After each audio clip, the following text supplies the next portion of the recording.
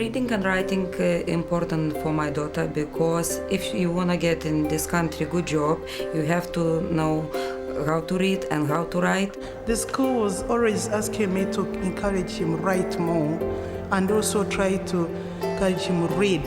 Obviously, for my daughter's studies, I have to give time.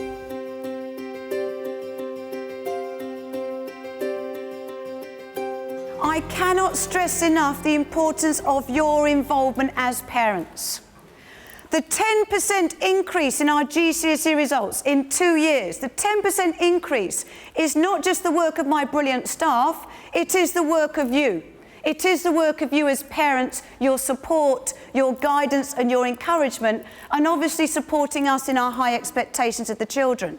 Little Ilford School in East London begins work on developing partnerships with parents as soon as Year 7 places are allocated. Head teacher Yvonne Powell is keen to make parents feel welcome and for pupils to look forward to starting at their new school. From what I've seen today, I think she'll push him and all the pupils in the school, not just Dylan, everybody, the whole school as a whole. I would send her now because I know she'll be properly educated in this school. I will help her with her schoolwork, checking up on her, getting in touch with teachers to know what's going on. From what she said, the parents' support helps a lot, which we think is true anyway, because sometimes having that one-to-one, it helps them as well. So we will be supporting them. I felt welcome. It was a nice session. It shows that how involvement the school wants us to be. But getting parents to play an active role in helping their children with reading, writing, talking and listening skills is often not an easy task. Take away 3, start with 21. In terms of the parent involvement in the school, it's never enough, and it's something we keep battling to increase. We have over 32 different parents' meetings. Sometimes the attendance is excellent, and other times, for example, at a particular community language parents' meeting, there could be just 6 or 7. We will still run them. Little Ilford School is in Newham, London's poorest borough, and almost 90% of the children are learning English as an additional language. With the number of students that have English as an additional language, with the number of new arrivals that we have, we cannot make assumptions that they understand the British education system. And therefore, how can we expect them to support us in what we're trying to do for their child? By means of getting them in and being actively involved in the school, it enables them to have real clear strategies and support from us to help their child at home. In working to encourage more parental involvement, the schools had to improve communication with home.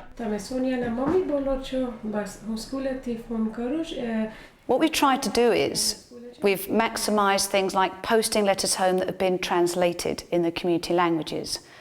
For various evenings, that's worked highly successfully. For example, our SATS information evening that we run, it's over 90% turnout, which is extraordinarily high. They always encourage us parents to go there and talk to the teacher where you feel you don't understand, and they try to make us understand what is being done. Can you see down at the bottom? Little Ilford School runs a series of literacy intervention programmes aimed at pupils who arrive in Year 7 with a level 3 or below in English. The teaching assistants who run the reading challenge are discussing how they can encourage parents to help children who are reluctant readers. Do you think they're practising the skills that they need in order to... No, I don't think they're reading at all at home. Once they go out of school, they're not reading English. I don't think that is a problem. So how can we give them those skills so that they can become independent readers themselves? Maybe encouragement for parents as well, to support the kids. I mean, fair enough, maybe some parents can't read, but maybe a sibling or somebody else in the family who can help. Loan them books that they can read at home with the parents. Yeah. Well, it's not just children that don't speak English, even some of the English parents don't bother to take the time to read with their children at home. Their attitude is... it's down to the school. It's responsibility to teach the children to read, isn't it? They don't take it. And it's a two-way thing. It's got to be parents and us. The teaching assistants themselves have said that they want to have greater involvement with the parents of the students they're working with, but it's absolutely right, because as we know, it's about confidence with the parents as well. And if we can build up a relationship with a named contact, then that will develop the parents' confidence to either talk about their own literacy issues or to ask questions about how they can further support their child at home. Raminta is a Year 8 pupil at the school. Like the majority of pupils, she's learning English as an additional language. Early on, Raminta was identified as needing extra literacy support and joined the writing challenge. Luckily for her, she's been getting plenty of encouragement at home as well as at school, and her progress has been good. I think so, Miss Honey. I think I do. Miss Honey paused and leaned back in her chair behind the plain table that stood in the middle of the floor. My family come from Lithuania. My parents can read and write English, but they can't speak it very well.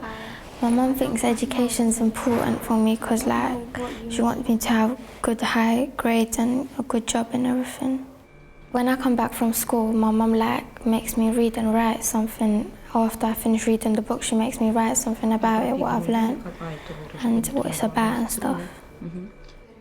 Raminta have to be good in English because my own English is not good. It's difficult for her because she came from another country and we are talking at home different language and English is not her first language. Me and my mum are working together on our English, so it's improving a bit better than before. The parents of Year 8 pupil Zoya are also well aware that their daughter's education is a joint responsibility of school and home. Obviously, for my daughter's studies, I have to give time so that they can do well. But it is not only the school's responsibility, it's at home as well. A person has to read and write, learn how to read, how to write, because English is an international language. In life, English is everything, and without it, you won't be able to get anywhere. If a person gives about half an hour, 15 minutes of the time to sit with his or her child, whatever whether he can't speak English, whether he can speak English, whether he can't write, whether he can write, but at least this is like an important, real time you are giving it to your children. Kevin is coming to the end of his first year at Little Ilford, and his mother believes he's clearly benefited from the advice on reading the school gave her. When I went to a parent evening, they tried to say to me how I can help Kevin at home, to tell Kevin to take the books in library sometime to read at home. As part of the back to school week, I see a lot of change in Kevin. Sometimes he read with me, sometimes he read himself, and then sometimes I'm buying a newspaper, I read with him because I want to improve my English as well.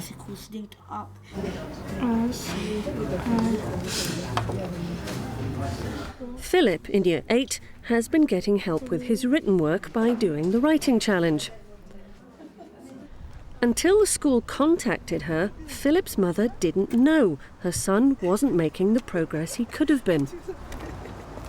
Because at first I wasn't aware, I thought he was doing fine until I was made to understand that his spelling and his writing was weak. All right, place pads. Oh, it's gone. I was told by the teacher that it was necessary for him to attend those classes whereby he attends one-to-one with the teacher. Oh, is it the homework? And he has already improved on his handwriting, and he is also confident when he's writing his sentences and spelling. Why are you having? His homework, I always work along with him, and help him where possible. I can't say I know much, but at least whatever is where possible, I always come in and give him a hand. The school is keen to keep withdrawal from lessons to a minimum. Go on. They've done this by building an intervention class into the main English timetable. But some withdrawal is considered necessary, the importance of which needs to be explained to parents. Excellent, Kevin. You spotted We it. take the parents on board right from the start. What we're trying to do is to allay parents' fears.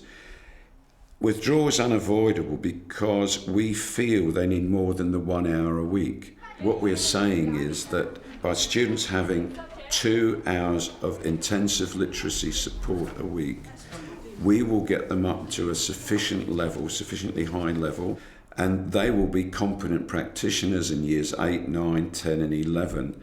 So in a way, it's this short-term loss of subject, if you like, for a longer-term benefit. For parent governor Simon Mayers, whose son Jack is in year 8, it's not surprising there isn't greater parental involvement in the school. I think you'd be hard put to find any school where you could say that parents are involved enough. I think because of the nature of the intake that we have in this school, traditionally there hasn't been as much parental support. I mean, by that I mean active parental support. The parents here, most of them have strong aspirations for their children. They want their children to do well. In a lot of cases, they don't know how to manage that, how to bring that about. And in recent years, the school has been doing a lot. We hold Bengali parents' evenings, we hold gifted and talented parents' evenings, we hold specific evenings on literacy and numeracy to give parents the tools to help their children. Yvonne Powell is certainly not complacent, and she's always looking out for new ways of communicating with all parents. Despite the turnout being low for particular community parents' meetings, we don't stop. We continue to have them in the calendar, and we try and think of new ways to advertise and promote the evenings. For example, we now have a link with the mosques. So our next stage is to make sure we have a poster, a flyer that's translated that can be visibly displayed in the mosque. Our next route in is to try and actually make contact with the committees or the imam of the mosques. So we will keep pursuing, we'll keep trying new things, but those dates will remain on our calendar because we really do think it's so important to get the parental involvement. This is about a celebration, yeah? We're celebrating your children's success in their literacy lessons. The school believes it's important to celebrate the pupils' successes, and even when turnout isn't high, makes much of the progress made by individual pupils. A lot of our work at Ilford is based on the premise of praise, not sanctions. Sanctions are a last resort, but we work on praise. When we get towards the end of the year Year 7 intervention or the Year 8 intervention, we also want to make that praise very public. And going back to parental involvement, it's important that parents have the opportunity to come and be part of that praise and also to receive the praise, because then working and supporting their child is enable us to have a greater impact. I've seen you improve remarkably over the past year, so I'm really pleased to give this certificate to you, and again, congratulations.